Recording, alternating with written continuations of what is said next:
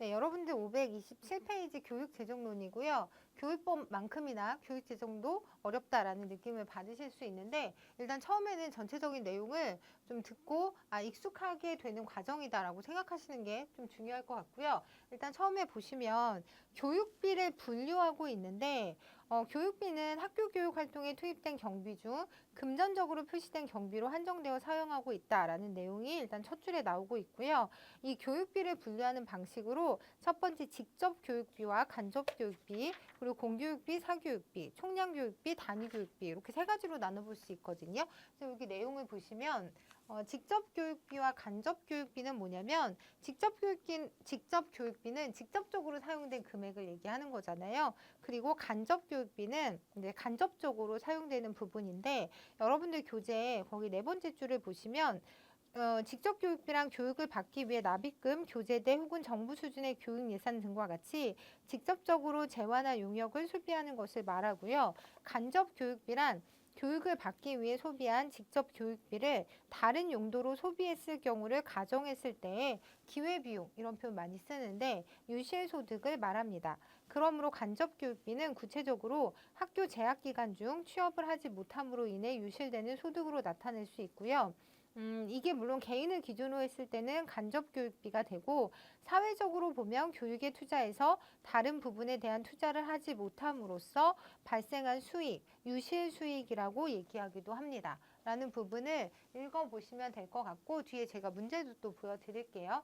그리고 공교육비와 사교육비는 그 교육비의 확보, 배분의 과정이 공공 절차를 통해서 이루어지는지 여부에 따라서 구분을 하는데 예를 들어 학생이 내는 납입금은 비록 부담의 주체는 개인이지만 집행은 학교나 정부의 공공회계를 통해 이루어지고 있잖아요. 그러니까 이런 걸 우리가 공교육비라고 얘기를 하고 그리고 만약에 사교육비 같은 경우는 학생들의 교재비, 사설 학원비 등과 같이 개인의 자유계획에 의해 집행되는 경비를 우리가 사교육비 이라고 얘기를 합니다.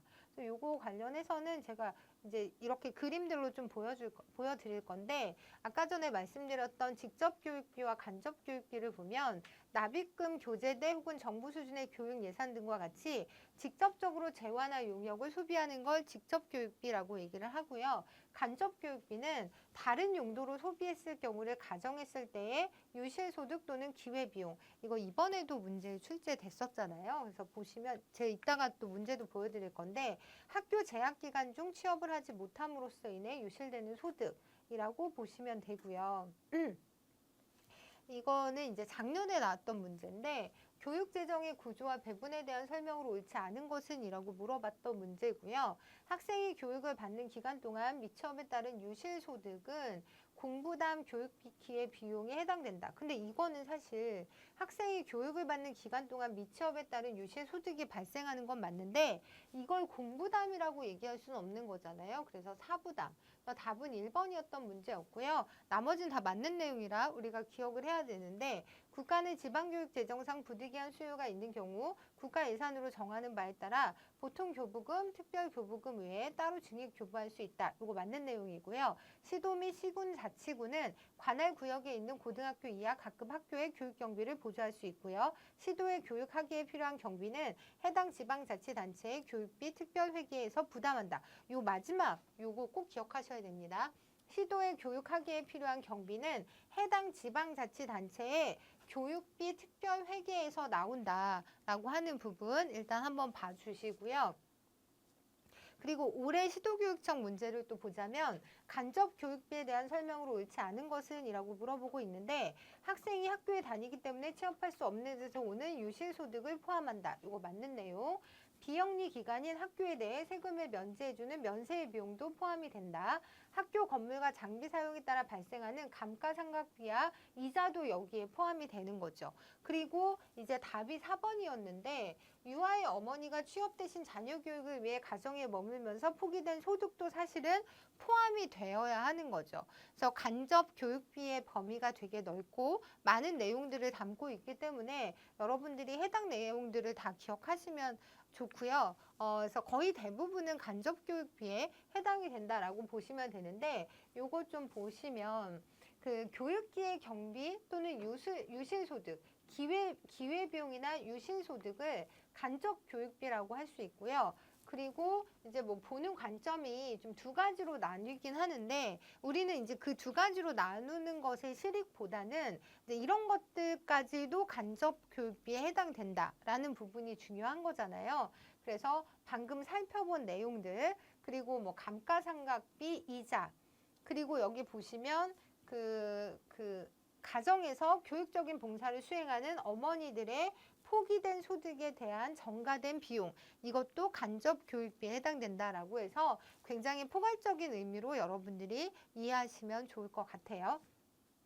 그리고 나서 이제 두 번째가 공교육비와 사교육비로 나눠 볼 건데 아까 이것도 제가 말씀드렸지만 공공의 회계 절차를 거치는가 아닌가에 따라서 공교육비와 사교육비로 나누고요. 다시 공교육비 안에서 이 공공의 회계 절차를 통하는 건 맞는데 그 안에 부담의 주체가 누군지에 따라서 공부담 공교육비, 사부담 공교육비로 나눌 거 아니에요. 그래서 이 내용을 보시면 공부담 공교육비가 공교육비라고 생각하는 것까지는 여러분들도 되게 잘 아시는데 예를 들어 여기 사부담 공교육비를 보면 학부모가 부담은 하되 교육비 특별회계, 아까 그 지방교육에 관한 부분이 교육비 특별회계로 나온다라는 표현이 있었잖아요. 그래서 그 교육비 특별회계로 들어가는 거죠. 입학금 및 수업료 이런 것들이 교육비 특별회계, 그리고 학교회계, 급식비나 방과 후 학교활동비 등은 학부모가 지출을 하지만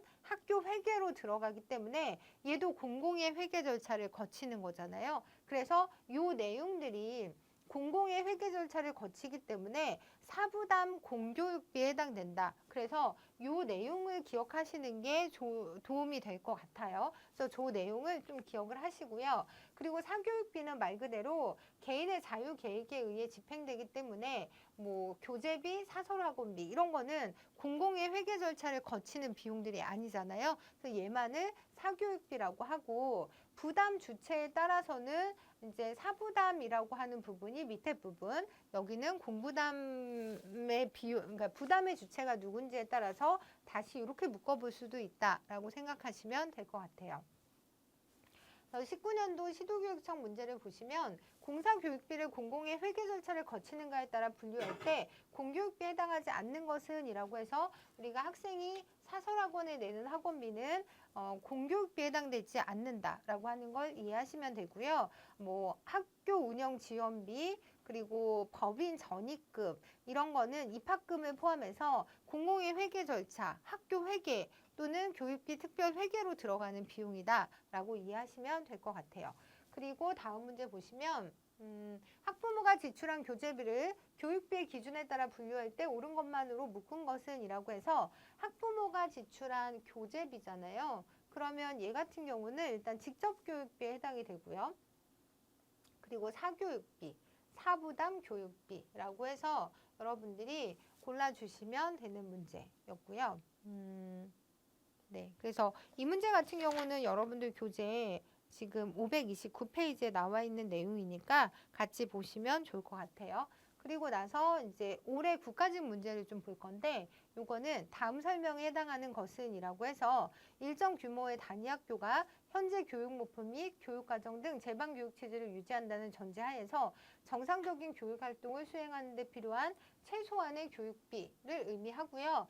최저 소요 교육비라고도 한다. 이거는 여러분들이 소급법으로 문제를 푸셔도 됐을 문제인데 간접 교육비는 아니잖아요. 저희가 이제 유실비용, 유실소득, 그리고 기회비용이라는 표현을 썼는데 그건 아니고 직접적으로 들어간 직접 교육비 얘기를 하는 것도 아니고 공부당 교육비, 부담의 주체가 누구냐 이런 얘기도 아니어서 답은 표준 교육비에 대한 설명이고 이 내용이 최저 소요 교육비, 최소한의 교육비를 우리가 표준 교육비라고 하고 그리고 그 정상적인 교육 활동을 수행하는 데 필요한 최소한의 교육비를 의미하는 개념이다 라고 해서 이 부분을 여러분들이 별도로 기억을 하시면 좋을 것 같아요. 이렇게 기억을 하셔서 표준교육비 정리해 두시고요. 그리고 뭐 교재에는 제가 총량교육비, 단위교육비라는 내용도 거기에 좀 표시를 해드렸으니까 그 부분도 같이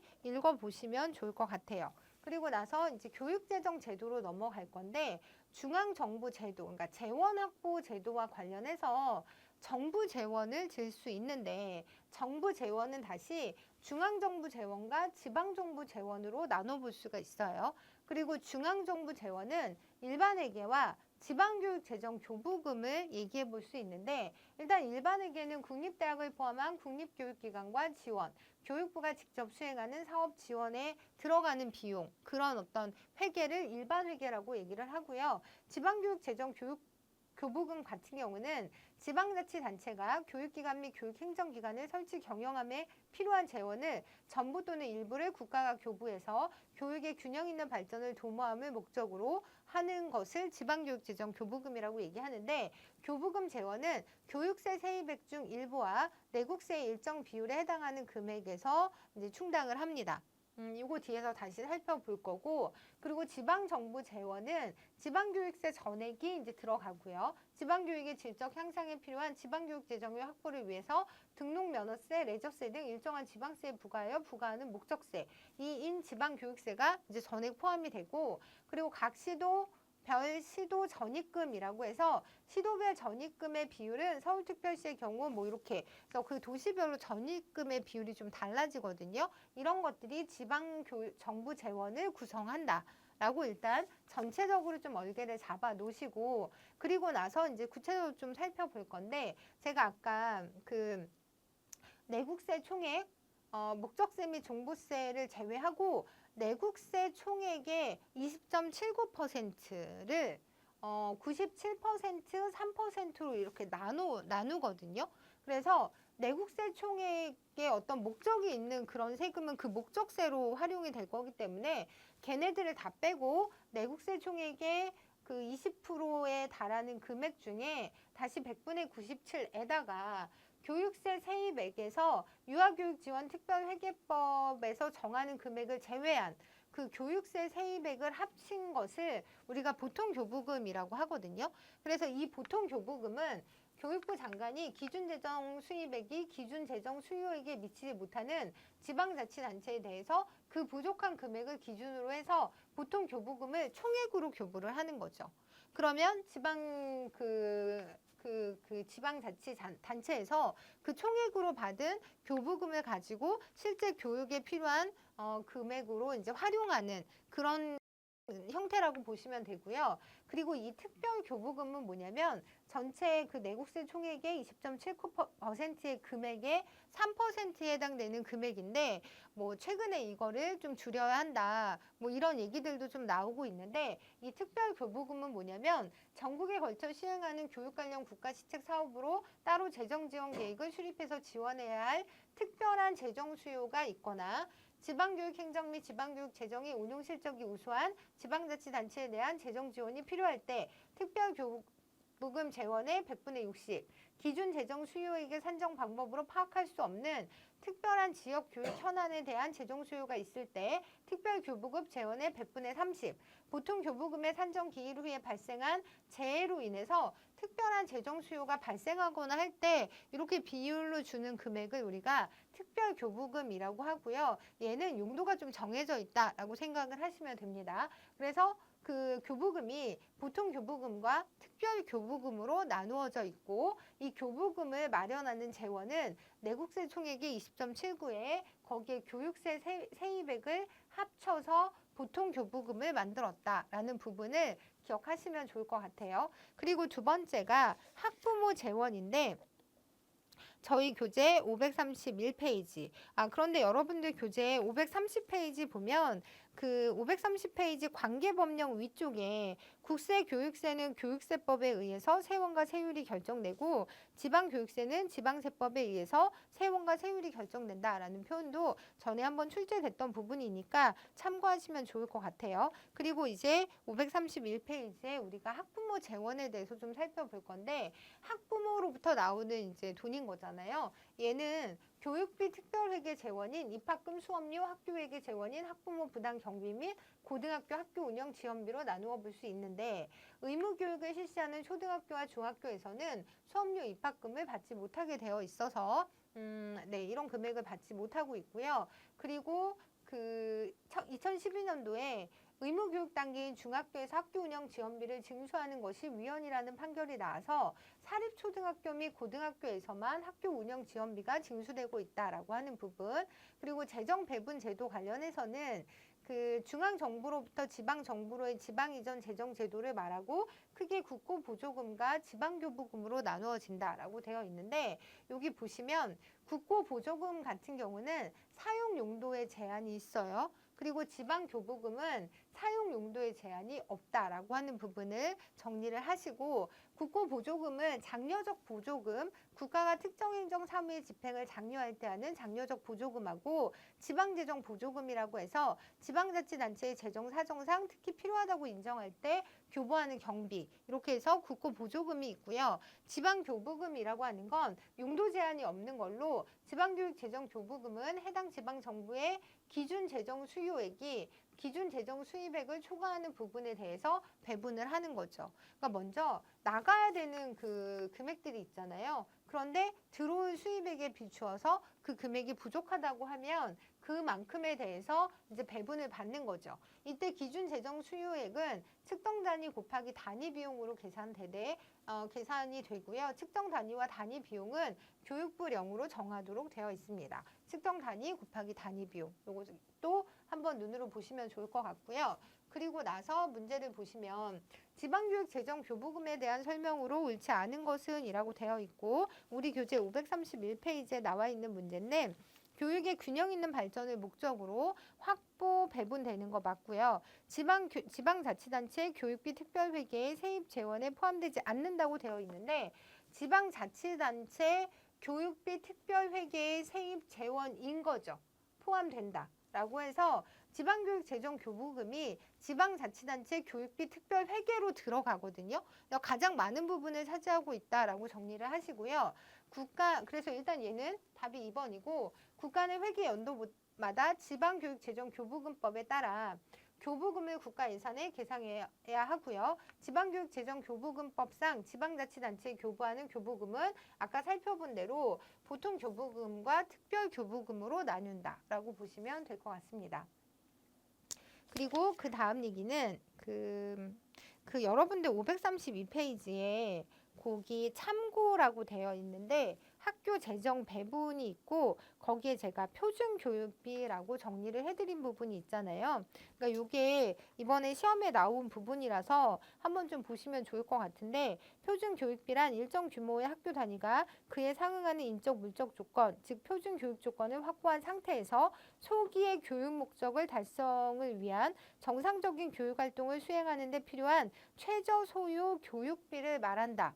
라고 아까 우리가 봤던 내용이잖아요. 그래서 그 부분을 기억을 하시고요. 여기에는 인적 물적 조건, 표준 교육 조건을 확보한 상태에서의 들어가는 비용이다라고 생각하시면 될 것 같아요. 그리고 그 밑에 부분을 읽어보시면 좋을 것 같고요.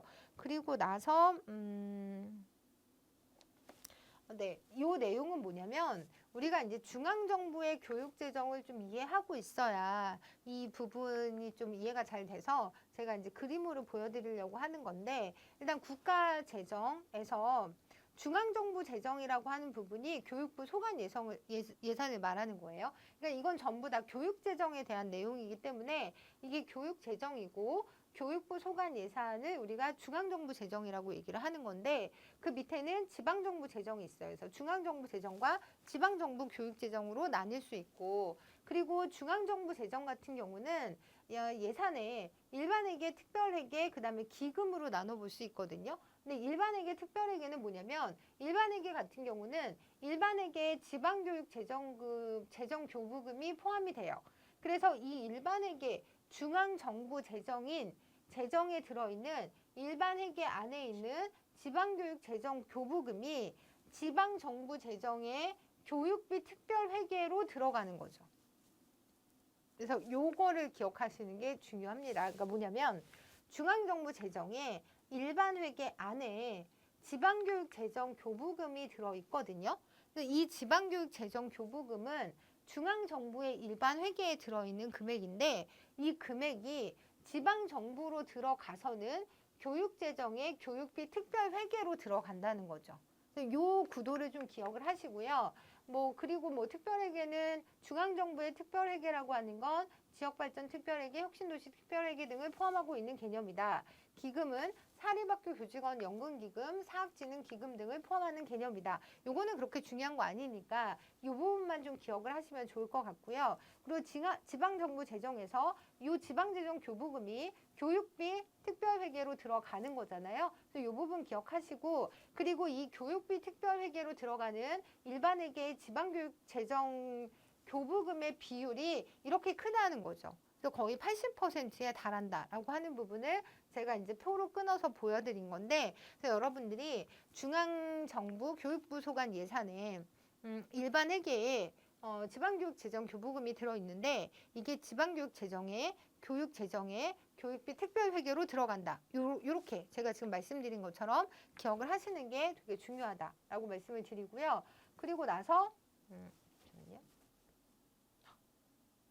네, 이거 좀 지울게요.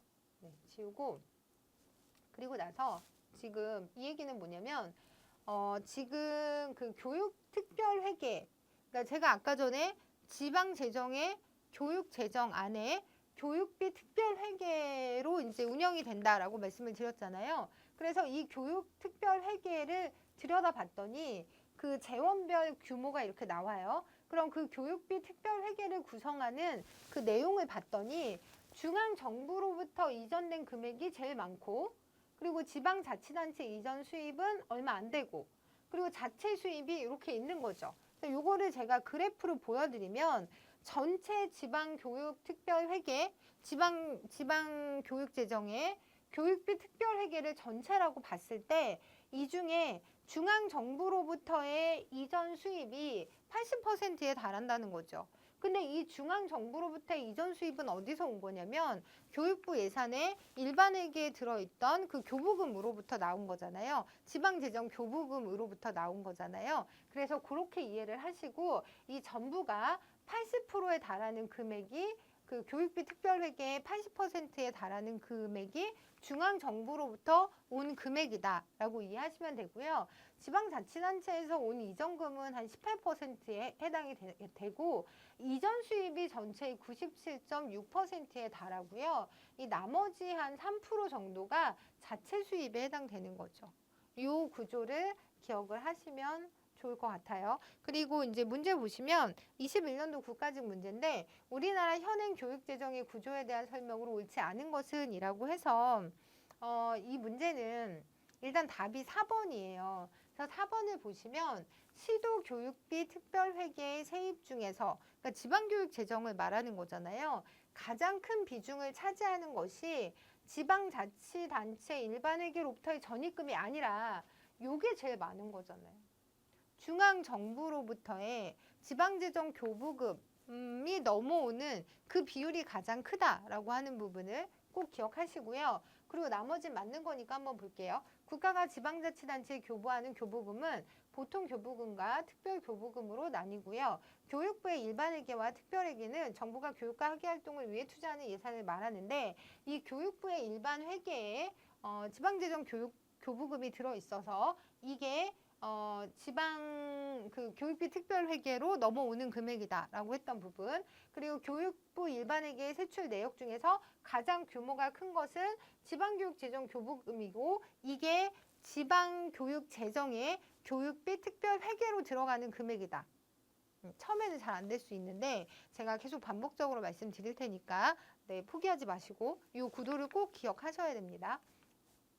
그리고 나서 이제 그 다음 얘기를 보자면 이거는 뭐냐면 우리 교육비 특별회계가 지방 정부의 교육 재정을 얘기한다라고 보시면 돼요. 그러니까 지방 정부 교육 재정의 성질별 예산 규모라고 해서 여기서는 그냥 하나만 가져가시면 돼요. 인건비의 비중이 가장 크다라고 해서 이 지방교육비 특별회계, 지방교육재정에 그 지출을 봤더니 이게 선생님들한테 나가는 금액인 거잖아요. 그래서 교사들에게 또는 학교 관련한 사람들에게 나가는 인건비 규모가 전체에서 가장 큰 비중을 차지한다 정도만 이 그림으로 기억하시면 될 것 같아요. 그리고 나서 이제 여러분들 그 교재가 어디냐면 네, 이 세부적인 내용은 교재에 다 나와 있으니까 교재 보시면서 궁금한 거 있으면 질의응답 그쪽으로 질문 남기셔도 되고요. 카페에 문의해 주셔도 상관없고요. 그리고 저희는 지금 538페이지에 학교 회계 제도로 넘어갈 건데 학교 회계 제도의 도입 배경은 단위학교 책임 경영에 대한 필요성 증대, 기존 학교 경비별 예산 체계의 문제점 개선 등이 있다라고 보시면 되고 단위학교 책임 경영이라는 건 뭐냐면 교육에 필요한 자원의 활용에 대한 의사결정과 교육활동 운영 책임을 단위학교가 갖는 것을 의미합니다. 단위학교가 책임을 지는 거잖아요. 교육과정 교원 인사, 교육지정에 관한 권한을 학교로 이양해서 학교 내 자율결정, 학교 성과에 대한 책무성의 증대가 단위학교 책임 경영의 핵심이 되고요. 이러한 단위학교 책임 경영을 위해서는 단위학교 예산제가 필수적이고 학교 예산이 배분되면 교장이 교사, 학부모, 학교위원회 등의 자문 의결을 거쳐 교육재정 지출을 결정한다. 이게 이제 단위학교 책임 경영에 대한 이야기다라고 보시면 되고요. 그리고 이제 학교 회계제도 도입 이전에 학교에는 여러 종류의 경비가 있었고 각 경비별로 예산을 관리했었는데 경비별로 회계연도 장부 적용 법규가 다 달랐기 때문에 장부를 관리하기 복잡하고 학교 예산 현황을 총괄적으로 파악하는 데 어려움이 있어서 이걸 단순화한 것이 학교 회계 제도고요. 회계 연도는 3월 1일부터 다음 연도 2월 말까지로 통일을 시켰어요. 그리고 세입은 다양하게 인정하되 세출은 통합해서 하나의 회계에서 지출하도록 한 게 이게 이제 학교 회계 제도를 도입시키고 이제 시행한 방법이다라고 정리를 하시면 될 것 같아요. 그리고 학교 회계 운영의 기본 원칙이라고 하는 게 있는데 일단 넘어가기 전에 여러분들 교재 그 539페이지에 그 문제 윗부분의 마지막 단락을 좀 볼게요. 학교 회계의 세입은 국가의 일반 회계 또는 지방자치단체의 교육비 특별회계로부터의 전입금, 학교 운영 지원비, 학교 발전 기금으로부터의 전입금, 수업료, 기타 납부금 및 학교 운영 지원비 외에 학교 운영위원회의 심의를 거쳐 학부모가 부담하는 경비, 국가 또는 지방자치단체의 보조금 및 지원금, 사용료 및 수수료, 이월금, 물품 매각대금, 기타 수입 등이며 이거 왜 이렇게 다 읽어드리냐면 학교 회계의 세입이라고 하는 게 이렇게 많은 원천들을 갖고 있다는 거죠. 그래서 이런 데서 그 자원을 조달한다라고 이해를 하시고요. 그리고 이제 뭐 이런 것들을 가지고 학교가 운영되고 있다라고 해서 그 밑에 6번 문제 보시면 초중등 교육법상 국공립학교 회계에 세입에 해당하지 않는 것은 이라고 해서 지방자치단체 교육비 특별회계로부터 받은 전입금, 학교 발전기금으로부터 받은 전입금, 사용료 및 수수료는 포함되지만 지방교육세는 여기 학교 그 재원에는 해당되지 않는다라는 거 여러분들이 좀 구별하시라고 제가 이제 읽어드린 내용이고요. 그리고 540페이지에 학교 회계 운영의 기본 원칙이라고 해서 제가 여기 좀 보여드린 건데 보시면 예산 총계주의 원칙이라고 해서 모든 세입 세출을 예산에 편성한다. 회계연도 독립의 원칙. 그래서 회계연도 내에 수입 지출이 일어나도록 하고 예산 사전 의결의 원칙이라고 하는 건 회계연도 개시 이전에 학교 운영위원회가 심의를 한다. 예산 공개의 원칙, 그러니까 공시제도를 통해서 재정 운영 사항을 공시하고 예산의 목적 외 사용금지 원칙, 편성된 목적대로 집행을 해야 하죠. 건전재정 운영의 원칙이라는 게 있고 수익금 직접 사용 금지의 원칙이라고 해서 예산을 편성해서 집행한다. 이 부분은 쭉 읽어보시면 될 것 같아요. 그리고 그 다음 얘기는 뭐냐면 우리가 이제 학교 회계 예산 운용 과정이라는 게 있는데 요것도 이제 간간히 예전에 시험에 출제됐던 내용이라서 좀 여러분들이 볼 때마다 자꾸 입에 붙여두셔야 되는데 일단 교육청에서 예산 편성 기본 지침을 작성해서 회계연도 개시 3개월 전까지 소속 학교의 장에게 시달을 합니다. 그럼 학교장이 기본 지침에 따라 예산안을 편성, 확정된 예산안을 학교 운영위원회에 제출을 하거든요.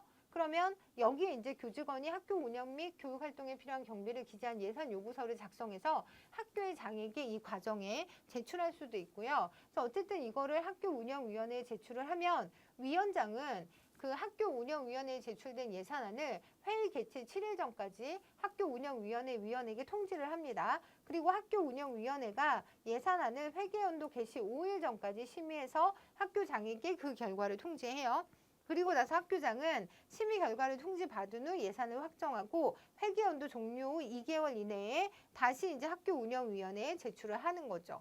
그리고 학교 운영회가 결산 심의 후 그 결과를 회계연도 종료 후 3개월 안에 학교장에게 통보하는 이런 전체의 운용 과정을 갖고 있다라고 해서 이렇게 제가 좀 진하게 해드린 부분들을 자꾸 반복적으로 좀 보셔야 되는데 제가 키워드 암기노트에도 좀 적어놨고 그리고 이후에도 계속 반복해 드릴 거라서 일단 이렇게 한번 보고 넘어가시면 될 것 같아요. 그리고 나서 우리 그 학교 예산 편성 기법에 대해서 좀 얘기를 해볼 건데 저희 교재 542페이지에 나와 있는 내용이고요. 얘도 출제 많이 됐었던 내용이에요. 그래서 여러분들이 좀 정리를 하셔야 되는데 첫 번째가 품목별 예산제도라고 해서 입법부의 행정부에 대한 재정 통제에 중점을 두고 물품 또는 서비스별로 하는 예산제도. 현재 우리가 사용하고 있는 예산제도고 전년도 예산에 준해서 예산과 물가상승률 그리고 신규 사업 등을 토대로 예산을 편성하기 때문에 예산 편성이 용이하고 한정된 재정 규모 내에서 효율적인 배분을 강조하기 때문에 능률적이라는 장점을 갖고 있지만 얘가 반대로는 이제 품목에만 집중을 하다 보니까 무엇을 하는가 하는 활동과 사업 계획이 나타나 있지 않는 문제를 갖고 있어요. 그래서 정부 사업의 성격이나 목적을 나타내지 못하고 나아가서는 그 예산으로 이룬 사업 성과도 알 수 없게 되는 거죠. 그래서 이거를 이제 제거하기 위해 등장하는 것이 성과주의 예산 제도로 이제 뒤에 한번 나올 거니까 그때 한번 볼 거고요. 그리고 이게 학교에서 활용되면서 나타나는 문제점으로는 개별 학교의 특수성이 고려되지 못하고 학교 경영 목표량과 예산과의 관계가 고려되지 못하고 학교의 수직적 경영 조직 뭐 이런 것 사이에 어떤 비협조와 갈등이 초래되는 경우가 있고요. 통제적이고 소극적인 운영으로 교육 목표 달성을 효과적으로 할 수 없다. 뭐 이런 문제점을 극복하기 위해서 학교 단위 예산 제도가 주장되기도 합니다. 그래서 어쨌든 품목별 예산 제도의 특징은 물품 또는 서비스별로 하는 예산 제도 그리고 이제 그 기존에 사용하고 있는 예산 제도로 그 전년도 예산에 준해서 조금씩 수정을 하고 보완을 하는 식으로 운영을 하기 때문에 능률적인 측면이 있다. 그렇지만 반대로 어떤 사업을 하는지 사업 성과, 목적 이런 것들이 드러나지 않아서 이후에 이러한 문제를 해결하기 위해서 성과주의 예산 제도로 이제 성과주의 예산 제도가 생겨났다라고 연결을 지으시면 되고요. 그리고 이제 제가 말씀드렸던 그 성과주의 예산 제도는 뭐냐면 수단보다는 그 수단으로 달성하고자 하는 기능과 사업이 무엇인가를 표시하는 거죠. 그리고 이 기능과 사업을 수행하기 위해서 비용이 얼마나 소요되는가를 명백히 해주는 예산 제도. 국민의 정부 사업 목적 이해가 용이하고요. 정부의 계획 수립과 입법부의 예산 심의가 간편하고 예산 편성 시 자금 배분 합리화, 예산 집행 시 신축성 실적 분석 결과를 다음 회계 연도 예산에 직접 반영 가능 등의 장점을 갖고는 있어요. 그런데 업무 측정 단위 선정과 측정이 어렵고 단위 원가 계산이 어렵다는 본질적인 한계를 가지고 있어요. 이 사업을 하기 위해 이만큼의 예산이 필요하다라고 얘기를 할 때 사업이 무엇인지는 눈에 드러나지만 그 사업을 위해서 정말 얼마만큼의 금액이 필요한지를 측정하는 게 굉장히 어렵다라는 본질적인 한계를 지니고 있다라고 이해하시면 되고요. 기획 예산 제도는 뭐냐면 일단 이건 장기적인 계획과 관련이 되어 있는 개념이다.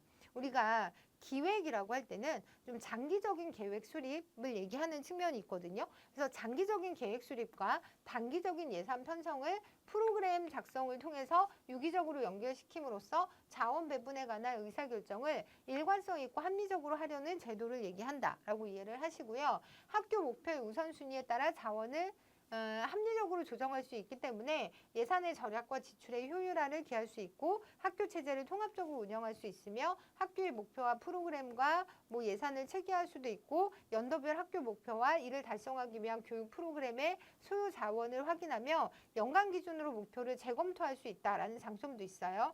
그런데 중앙 집권화를 초래한다거나 교육 달성 효과의 계량화가 곤란하고 간접비의 배분 문제, 환산 작업의 곤란 뭐 등의 단점도 가지고 있다. 근데 얘는 일단 가장 큰 키워드가 장기적인 계획 수립, 단기적인 예산 편성, 이걸 프로그램 작성을 통해서 유기적으로 연결시켰다라고 하는 부분을 기억하는 게 제일 중요합니다.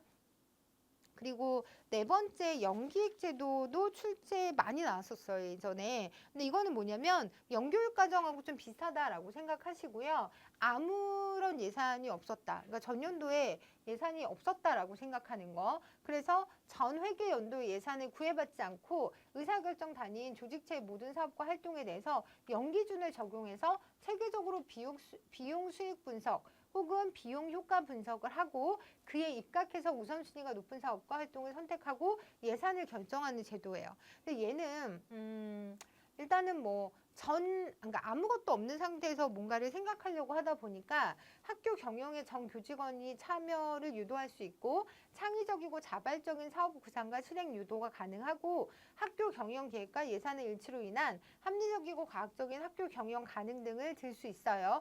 그런데 이게 교원들에게 새로운 과업을 부과하는 게 되고 교직원들이 제도에 숙달되기 전에는 시행착오를 감수해야 하고 사업이 기각되거나 평가절하되면 비협조적인 풍토가 야기될 수 있기 때문에 얘도 나름의 문제를 갖고 있는 거죠. 가장 큰 특징은 전 회계연도의 예산을 구애받지 않고 연기준을 적용한다라고 기억을 하시면 좋을 것 같아요. 그래서 문제를 보시면 다음에 해당하는 학교 예산 편성 기법은이라고 해서 달성하려는 목표와 사업이 무엇인가를 표시하고 이렇게 나오면 여러분들이 성과주의 예산제도, 사업이 무엇인지를 드러내고 있는 예산제도라고 정리를 하시면 되고요.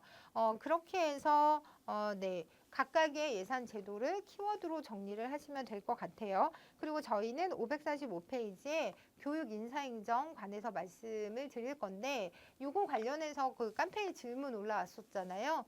되게 네, 질문 잘 해주셔서 저도 그 질문 덕분에 전체적으로 정리를 좀 한번 할 수 있었는데 요거 관련해서는 또 학습 자료실에도 제가 자료 올려놨으니까 그거 참고하시면 되고요. 일단 우리가 교육직원을 분류할 때 크게 이제 교육직원이라고 할 때 교육공무원과 이제 교육직원 안에 교육공무원이 들어있는 거죠. 그래서 우리가 교육공무원이라고 하는 건 뭐냐면 국공립학교에서 직접 교육활동 등에 종사하는 자를 얘기하고 여기 자꾸 이제 사무직원이라는 표현이 있는데 이게 제가 교육행정학 교재를 그대로 사용해서 이제 표현을 했던 부분인데 이게 사무직원이라기보다는 그러니까 물론 이제 국공립학교에서 일하는 사람이니까 이때는 사무직원까지 교육공무원이 되는 것도 맞아요. 그리고 교육행정 기관이나 교육연구기관에서 근무하는 자도 맞는데 여기 요 부분이 조금 이슈가 됐었잖아요. 그래서 만약에 우리가 교육직원이라고 할 때는 사립학교에서 직접 교육활동 등에 종사하는 자를 얘기하는 거고 여기에서 우리가 사무직원이라고 표현을 할 때는 사무보조를 담당하는 조교에 해당되는 내용이다라고 여러분들이 이해하시면 좀 덜 헷갈리실 것 같아요. 그렇게 해서 교육직원 안에 이제 교육공무원을 구분하시고 다시 교육공무원을 우리가 경력직에 해당하고 특정직에 해당한다라고 정리를 하신 다음에 교육공무원은 크게 교원과 교원이 아닌 사람으로 나누어 볼 수 있잖아요. 그래서 교원으로는 이런 사람들이 있고 교육전문직에는 장학사, 장학관, 교육연구사, 교육연구관이 해당된다라고 정리를 하시면 될 것 같아요. 그래서 교육직원의 분류에 대해서도 여러분들이 이렇게 정리를 하시면 좋을 것 같고 그리고 교원의 자격 관련해서는 뭐 교장의 자격, 교감, 수석교사, 교사 해서 이런 자격들을 갖고 있는데 보면 이제 다 3년 이상의 교육 경력과 소정의 재교육을 받은 사람 대체로 정교사 자격증을 가지고 3년 이상의 교육 경력과 소정의 재교육을 받은 사람 그리고 교사 같은 경우는 정교사, 중교사, 전문 상담교사, 사소교사 뭐 이렇게 있는데 얘도 역시 정교사 1급의 자격 기준인 경우에 정교사 2급의 자격증을 가진 자로서 3년 이상의 교육 경력을 가지고 소정의 재교육을 받은 자 이렇게 좀 3년이라는 그 교육 경력을 중심으로 정리를 좀 하시면 될 것 같고요. 여기서는 수석교사는 교사 자격증을 소지한 사람으로 15년 이상의 교육 경력을 가지고 교수 연구에 우수한 자질과 능력을 가진 사람 중에서 대통령령으로 정하는 바에 따라 교육부 장관이 정하는 연수이수 결과를 바탕으로 검정 수여하는 자격증을 받은 사람을 얘기한다라고 해서 수석교사도 여러분들이 체크를 해두시고요. 그리고 우리가 이제 교직과정을 이수하고 교육대학원이나 사범대학을 졸업하면 일단 2급 정교사 자격을 취득하잖아요. 그래서 그 상태에서 그 3년 이상의 교육 경력을 가지고 소정의 재교육을 받으면 정교사의 자격 기준을 받을 수 있게 된다라는 부분 정리하시면 될 것 같고요. 그리고 우리가 교직에 대한 이해에 관련해서 그 용어를 좀 알 필요가 있는데 뭐 임용, 직위, 직급 이런 건 여러분들도 아실 것 같고 정급 이런 표현도 아실 것 같은데 일단 가장 많이 나오는 게 전직과 전보를 헷갈리시지 말아야 하고요. 그러니까 전직은 뭐냐면 교육공무원의 종류와 자격을 달리해서 임용하는 거. 제가 아까 교육공무원에서 그 교원하고 그 교육 전문직을 좀 나눠서 보여드렸잖아요. 그러니까 거기서 이제 왔다 갔다 하는 경우를 우리가 이제 전직이라고 하고 같은 직위 및 자격에서 근무 기간이나 뭐 학교가 바뀌거나 부서가 바뀌는 걸 전보라고 한다라고 하는 두 가지를 좀 구분하시고요.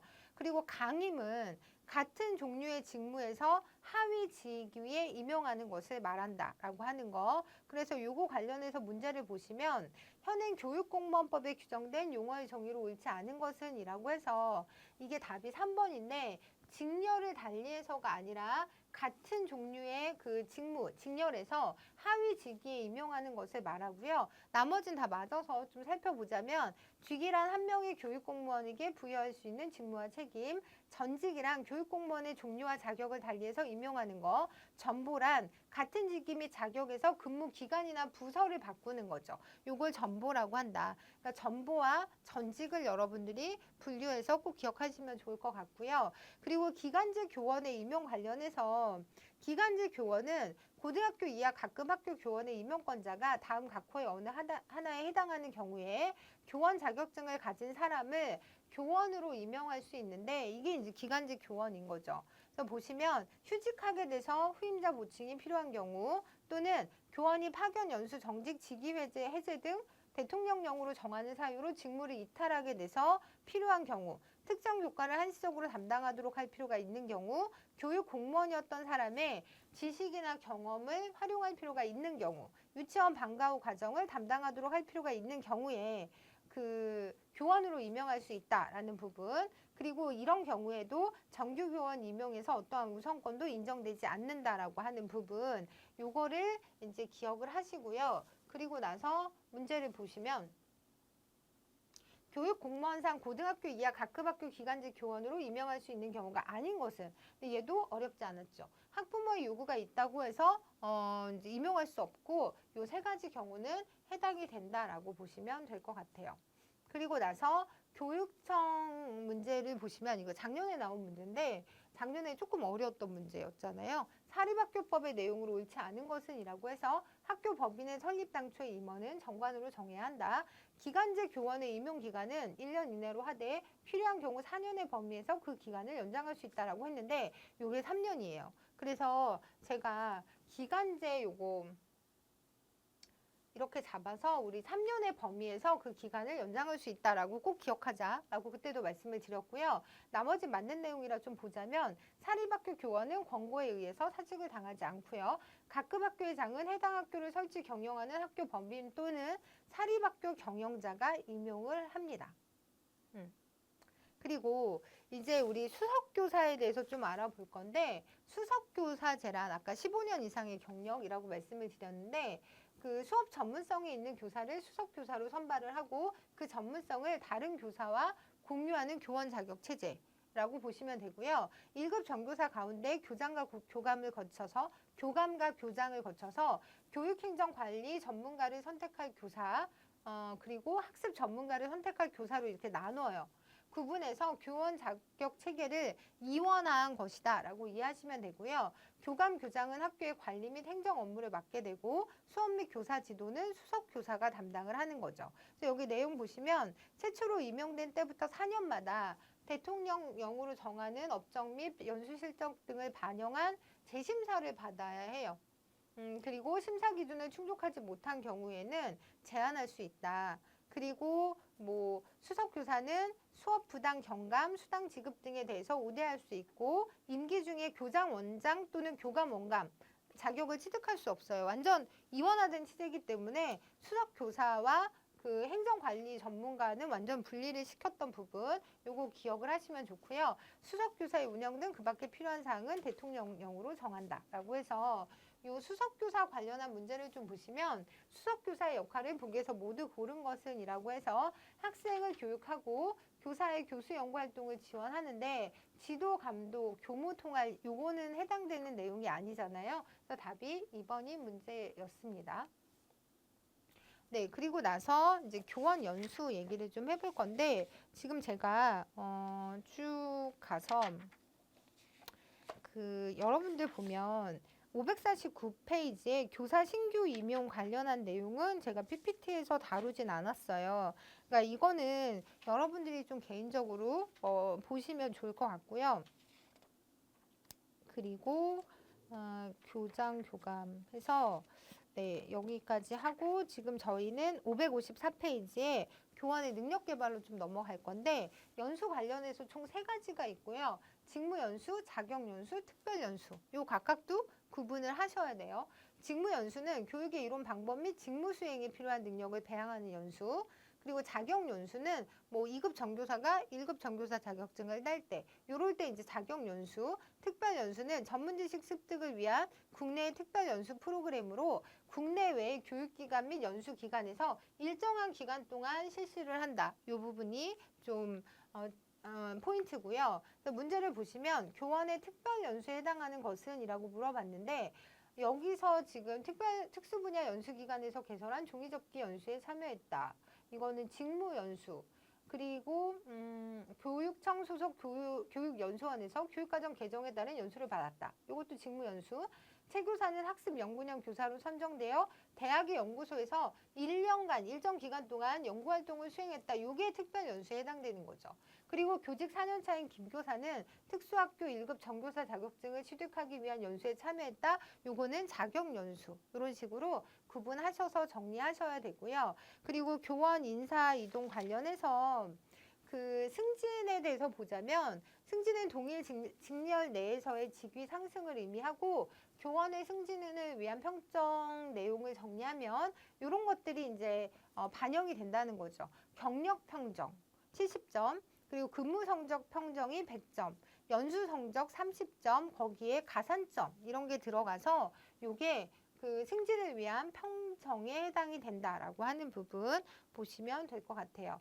근데 그 아까도 제가 말씀드렸던 것처럼 인사 이동 관련해서 전직과 전보를 꼭 구분하셔야 된다라고 얘기를 드렸잖아요. 그래서 요거는 아까 말씀드렸던 그 부분인데 뭐 교원이 장학사가 되는 경우가 우리가 이제 전직의 대표적인 예, 그리고 학교가 바뀌는 경우는 전보라고 얘기할 수 있는 거죠. 그리고 전보의 시기는 교장, 교감, 교육 전문직은 매년 3월 1일, 9월 1일 학기 시작할 때 그리고 교사 같은 경우는 이제 1년을 기준으로 3월 1일에 하고 있고 교육공무원의 전보 원칙으로 단기 이동의 금지, 적재적소 생활 안정, 적정량 이동, 학년 말 이동 등을 들 수 있고 뭐 필요에 따라 기준이나 원칙을 추가할 수 있다라고 하는 부분. 그리고 세 번째가 징계인데 요 징계 관련해서 요거를 좀 기억을 하셔야 돼요. 보면 경징계와 중징계로 나뉘는데 견책이나 감봉은 경징계에 해당이 되고요. 나머지는 중징계. 단계적으로 보시면 견책은 과오에 대해 훈계하고 회개하는 거. 감봉은 1월 이상 3월 이하 기간 동안 보수의 3분의 1. 3개월 동안 3개월 안에서 보수의 3분의 1. 일단은 경징계니까 여기서부터 시작을 하고요. 그리고 정직은 직무에 종사하지 못하는 것이고 1월 이상 3월 이하 기간 동안 보수의 3분의 2. 요거랑 똑같은 내용인데 요게 늘어났잖아요. 그리고 강등은 하위 직위에 임명을 하고 신분을 유지하나 3개월 동안 직무에 종사하지 못하고 보수의 3분의 2. 그러니까 정직과 똑같은데 하위 직위에 임명하는 게 강등. 그리고 해임은 교원 관계가 소멸되는데 금품 및 향수수, 공금 횡령 및 유용에 의한 해임이 아닌 경우에는 퇴직급여 등의 지급은 받아요. 근데 파면 같은 경우는 퇴직급여 등도 제한을 받는다라고 해서 요거 단계적으로 징계의 종류에 대해서 여러분들이 좀 기억을 하셔야 되고요. 2016년도 지방직 문제를 보시면 정직된 자는 이것도 되게 의외로 쉽게 나왔는데 정직된 자는 직무에 종사가 안 되잖아요. 직무에 종사할 수 없고 3개월간 보수를 받지 못하고 그리고 견책된 자는 직무에는 종사하지만 요게 맞아요. 보수는 그대로 받고 가장 경징기에는 해당이 되지만 어쨌든 6개월간 승진과 승급이 제한된다라고 하는 부분이 맞고 그리고 이제 나머지 부분은 다 틀린 내용이라서 이번만 정리를 하시면 될 것 같아요. 그리고 나서 제가 앞에 나왔던 그 교원의 권리와 의무를 이제 묶어서 여기서 같이 설명을 드릴 건데 가장 큰 교원의 권리라고 하면 불체포 특권이라고 해서 근데 이것도 현행 범인인 경우 외니까 현행범일 때는 불체포 특권에 해당이 되지 않는다라고 하는 부분 그리고 그 외에는 소속 학교 장애 동의 없이 학원 안에서 체포되지 아니하는 권한을 갖고 있고요. 그리고 교원소청심사위원회는 뭐냐면 각급 학교 교원의 징계 처분과 그 밖에 그 의사에 반하는 불리한 처분에 대한 소청 심사를 하기 위해서 교육부에 교원소청심사위원회를 준다라고 하는 부분 그리고 그 교권의 존중과 신분 보장이 교육공무원법에 이제 보장이 되어 있는데 여기 내용을 보시면 교권은 존중되어야 하고 교원은 그 전문적 지위나 신분에 영향을 미치는 부당한 간섭을 받지 않고요. 교육 공무원은 형의 선고나 징계 처분 또는 이 법에서 정하는 사유에 의하지 아니하고는 본인의 의사에 반해서 강임, 휴직 또는 면직을 당하지 않는다라고 하는 부분. 그리고 교육 공무원은 권고에 의해서 사직을 당하지 아니한다. 요거는 교육 공무원뿐만 아니라 사립학교 교원의 경우에서도 마찬가지다라고 정리하시면 될 것 같아요. 그래서 여기 보시면 의사에 반한 휴직, 면직 등이 금지가 되고 그리고 그런데 이제 또 뭐 학급이나 학과의 개편 또는 폐지로 인해서 어쩔 수 없이 직책이 없어지거나 정원이 초과된 경우에는 뭐 그러하지 아니할 수 있다라고 하는 부분 그리고 사립학교 교원 역시 권고에 의해서 사직을 당하지 아니한다. 요거는 교육 공무원과 동일하다라고 정리를 하시면 될 것 같아요.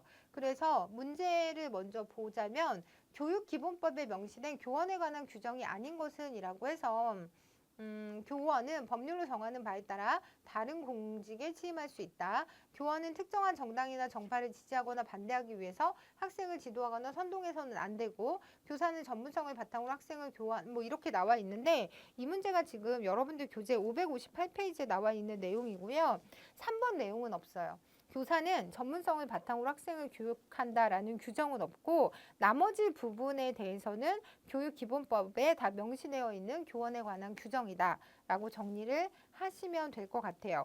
그리고 제가 이런 교육공무원법이나 관련 법들을 교재에 다 포함을 시켜 드렸기 때문에 557페이지에 나와 있는 교육기본법의 제14조 교원, 제15조 교원단체 이 부분 한번 읽어보시고요.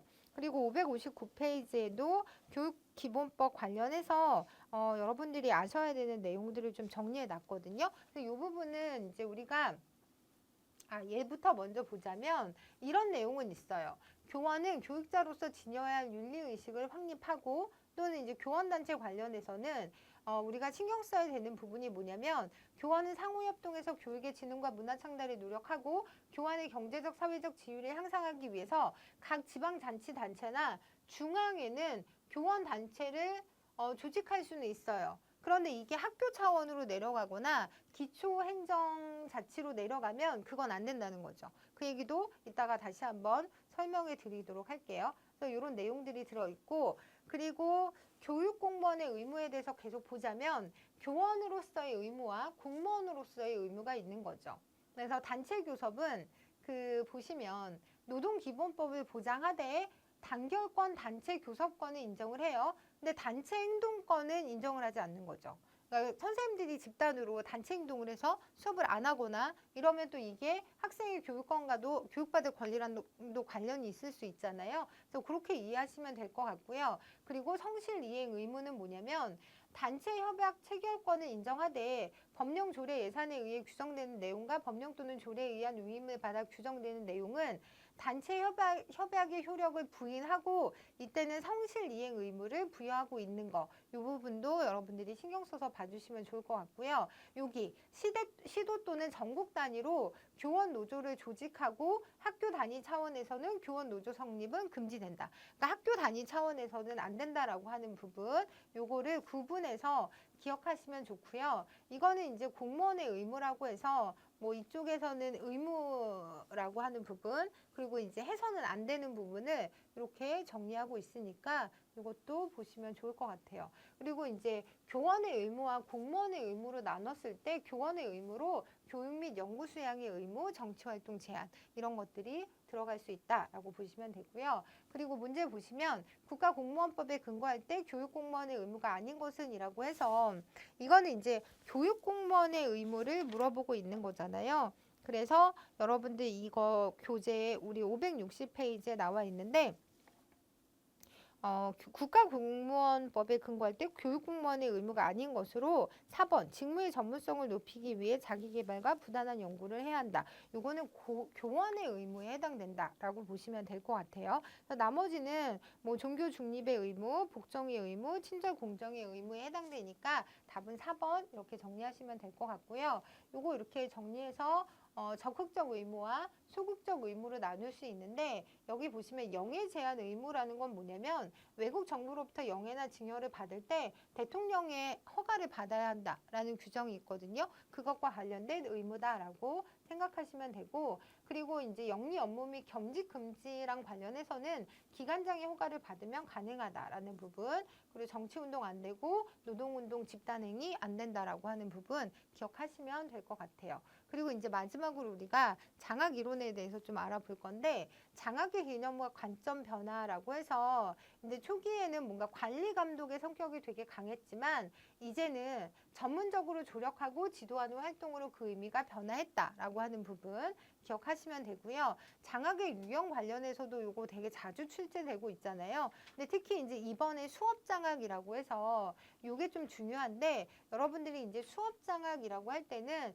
교수학습 지도, 교육활동, 교육과정 개발, 생활지도, 학급 경영 등을 장학의 주된 영역으로 삼고 수업 장학은 학교장, 교감, 교사, 외부 장학 담당자들의 협동을 기반으로 보다 효과적인 교수학습 지도를 위해 교사를 지도하거나 조언하는 것에 중점을 둔 장학의 형태고요. 수업 장학 안에는 임상 장학이라는 게 있고요. 이 임상 장학 안에 마이크로 티칭이 포함된다. 이게 가장 중요한 내용이에요. 그래서 이 세 가지를 꼭 기억하셔야 되는데 수업 장학 안에 가장 대표적으로 임상 장학이 있어요. 근데 이 임상 장학은 뭐냐면 교사와 장학사 1대1의 친밀한 관계 속에서 교사의 교수기술 향상과 계속적인 전문적 성장을 위해서 계획협의회, 수업관찰, 피드백협의회 과정을 거치는 특별한 하나의 장학대안이라고 보시면 되는데 임상장학은 교사의 필요에 의해서 교사의 요청에 의해서 교사를 중심으로 이루어지는 장학이기 때문에 교사 중심 장학이라고 할 수 있고 이 임상장학의 하나의 갈래로 마이크로 티칭이라는 것이 있는데 요거는 축소된 어떤 미니 연습 수업이라고 할 수 있어요.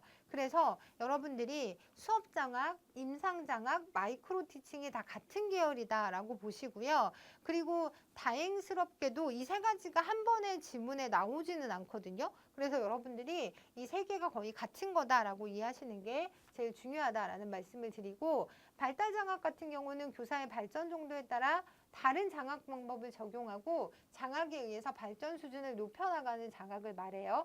그래서 차등적인 장학으로 교사의 발전 정도, 참여 정도가 이렇게 매번 달라지는 거죠. 그래서 발달에 따라서 간섭의 여지가 좀 줄어드는 장학이라고 보시면 되고 자율장학, 자기장학은 뭐냐면 이거는 이제 동기유발이 잘 된 유능한 교사들이 자기 혼자서도 교수기술의 향상을 위해서 노력하고 스스로 더 나아질 수 있다라고 보는 점에서 이제 우리가 자율장학, 자기장학이라고 하는데 이것도 계획서를 제출하고 그 결과를 보고해야 한다라는 부분 이게 좀 중요하고요. 외부의 강요나 지시 없이 일정한 지역 내 학교들이 자율과 협력을 토대로 상호 정보 교환이나 공동사업 및 교육활동 등을 추진하는 장학의 유형을 가리키기도 합니다. 그리고 동료 장악, 이것도 이제 최근에 시험에 나왔던 내용인데 같은 학교 교사들이 중심이 돼서 수평적으로 이루어지는 장악을 얘기하고요. 대개는 이제 경력 교사와 초임 교사가 짝을 이루어서 상호 간의 수업을 공개 관찰하고 의견을 교환하는 수업 중심의 동료 장악. 그리고 어떤 주제에 대한 토론과 협의를 통해 서로의 경험과 아이디어를 공유하는 협의 중심 동료 장악 이렇게 나눠볼 수 있고, 그리고 요청 장악은 뭐 당연히 학교장의 요청에 의한 것으로 이제 이루어지는 장악을 얘기하고요. 컨설팅 장악은 뭐냐면 교원의 자발적 의뢰를 바탕으로 교수 학습과 관련된 전문성을 개발하기 위해 교내 외에 전문성을 갖춘 사람들이 제공하는 조언 활동, 조언이라고 생각하면 돼요. 컨설팅 장악. 전문성을 갖춘 교사가 컨설턴트가 되고 수업 계획에 도움을 주고 컨설팅을 필요로 하는 교사는 공개적으로 수업을 진행을 합니다. 그리고 마지막으로 약식 장악이라고 하는 건 전통적 장악으로 교장과 교감이 이렇게 지나가면서 짧은 시간 동안 학습 순시나 수업 참관을 통해 교사들의 수업 및 학급 경영 활동을 관찰하고 지도 조언을 제공하는 활동을 얘기하는 거다라고 생각하시면 되고요.